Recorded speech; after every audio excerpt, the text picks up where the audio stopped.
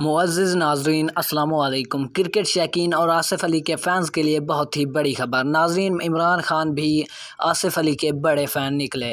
आसिफ अली को बड़ा इनाम देने का ऐलान कर दिया गया है।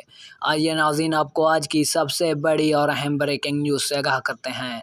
नाज़रीन, आसिफ अली की धुआंधार बैटिंग देखने के बाद इमरान खान ने बड़ा ऐलान कर दिया है।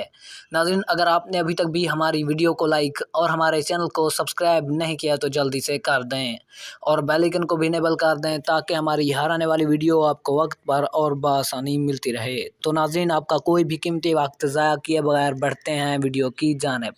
नाज़रीन, इमरान खान ने आसिफ अली को बड़ा इनाम देने का ऐलान कर दिया है।